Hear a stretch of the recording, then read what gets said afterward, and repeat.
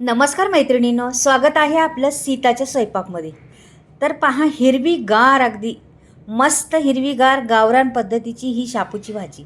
या शापूच्या भाजीपासून काय पदार्थ बनते पहा. बनवणार आहे अगदी जबरदस्त, पण ही शापूची भाजी रोगांवर प्रतिकार करणारी आहे. ही भाजी पोटाचं आणि वाताचे विकार तर दूरच होणार आहे या शापूच्या भाजीने. नक्कीच ही शापूची भाजी कशी करायची ती संपूर्ण व्हिडिओ पहा. अगदी साध्या सोप्या पद्धतीत दाखवणार आहे, पण फार चविष्ट अशी भाजी दाखवणार आहे. नक्कीच व्हिडिओ पहा संपूर्ण, मध्ये स्किप करू नका. पूर्ण व्हिडिओ पाहिला तर तुम्हाला समजेल या भाजीपासून काय काय फायदे आहेत आणि कधी काय करायचं, कुठे काय करायचं ते संपूर्ण मी तुम्हाला दाखवत आहे. तर इथे घेतलेली आहे शापूची भाजी. तर माझ्याकडे 2 जुड्या होत्या शापूच्या भाजीच्या. भरपूर अशी हिरवीगार शापूची भाजी आहे. त्याच्यात काही कचरा असला तर तो मी काढलेला आहे, तरी पण अजून मी पाहते अजून कचरा असला तर अजून काढून टाकू आपण. आणि ही भाजी ना मी धुतली नाही पहिली, आत्ता धुणार आहे चिरल्यानंतर. तर हे सगळं अशा पद्धतीने चिरायचे बघा. हिच्या खाली घातलं हे आणि अशी चिरून घ्यायची. म्हणजे काय होतं, बारीक आणि एकदम बारीक चिरायची मैत्रिणीनो, खूप बारीक चिरायची भाजी. भाजी जेवढी बारीक चिरेन तेवढी भाजी चविष्ट होणार आणि तेवढी छान लागणार आपल्याला. म्हणून ही शापूची भाजी बारीक जितकी होईल तितकी बारीक चिरायची असते. तर मी चिरून घेणार आहे बारीक. तर पहा तुम्ही आता कशा पद्धतीने चिरते हे बघा. किती छान चिरली जाते आणि मस्त रंग फार सुंदर आहे भाजीला. तर ही चिरून घेते मी पहिली.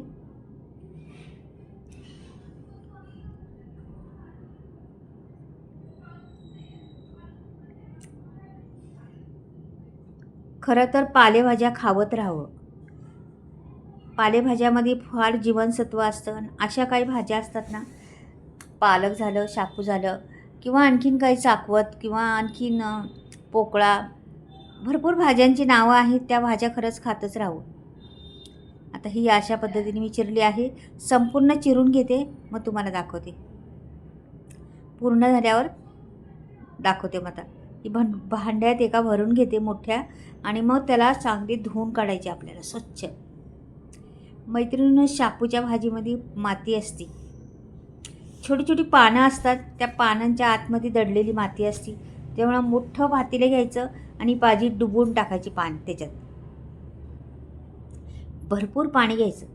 पाण्याची जरासुद्धा कमतरता करायची नाही.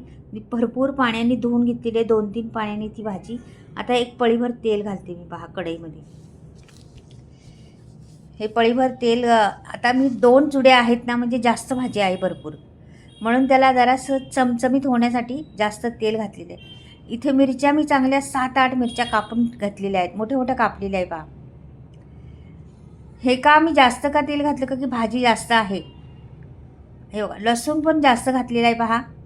2 कांड्या सोडलेल्या लसणाच्या आणि असं बारीक चॉप करून घेतलेलं आहे. आणि ह्या 8 ते 10 मिरच्या घेतलेल्या आहेत आम्ही, त्या पण चिरून घेतलेल्या आहेत. ही भाजी मला करायची जवळजवळ 8 माणसांपुरती. 7 ते 8 माणसांना पुरली पाहिजे एवढी भाजी करणार आहे. त्याच्यामुळं, आणि ही भाजी आमच्याकडं मैत्रिणींना आवडती सर्वांना. तर ह्या भाजींमुळं काय होतं, आपला वात असतो ना, गुडघेदुखीचा वात, किंवा कधी कधी पाय सुचतात, कधी गुडघं दुखतात, कंबर दुखती, वातामुळं हातपाय वाकडे होतात कधी कधी. तर तो नाहीसा होतो ह्या भाजीने.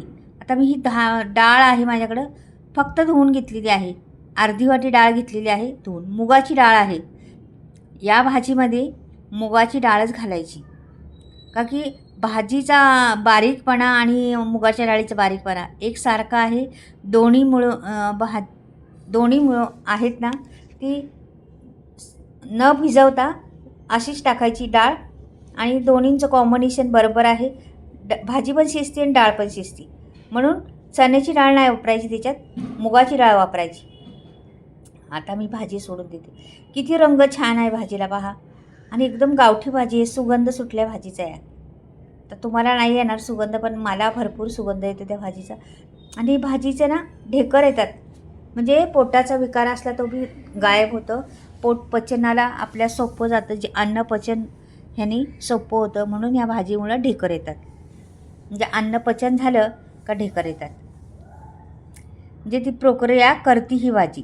म्हणून बऱ्यापैकी ह्या म्हणजे भरपूर सांधे दुखणं हे ते भरपूर गायब होतं, मदत होती तुम्हाला ह्या भाजीमुळं. आयुर्वेदामध्ये आलेलंच आहे ही भाजी खाल्ल्याने का. आणि ही भाजी बाळंतणीसाठी तर फार उत्तम आहे. बाळंतीण बाळ असताना तिने जरूर खायची भाजी.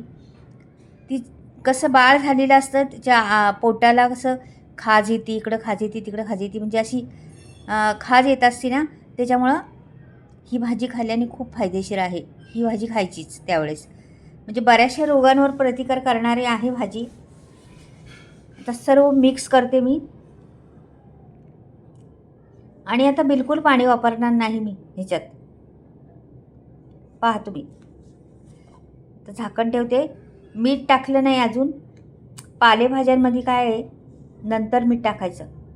जराशी कमी झाली का मग नंतर मीठ टाकायचं, पहिलं मीठ टाकायचं नाही. आता ही उघडून बघते, हे बघा. आणि ही भाजी बारीक चिरल्यामुळं कमी जास्त होत नाही, म्हणजे आहे त्याच पद्धतीने राहते, थोडीशी कमी होणार. नाही तर ही भाजी बारीक चिरतो आपण आणि त्याच्यामुळं पानं मोठी नसतात, त्याच्यामुळं कमी होत. तेवढी आहे तेवढीच बऱ्यापैकी राहती भाजी. हे बघा, आता छान असा आपाप तिचं पाणी सुटलेलं आहे. पाहिलं तुम्ही, बिलकुल पाण्याचा वापर केला नाही, आपापच पाणी सुटलेलं आहे. आपण धुवून घेतलेली आहे ना, त्याच्यामुळे आपोआप पाणी सुटलेलं आहे. अशी मस्त हलवायची, उलटी पालटी करायची. मैत्रिणींनो, खरंच या पद्धतीने एकदा करून पहा भाजी तुम्ही.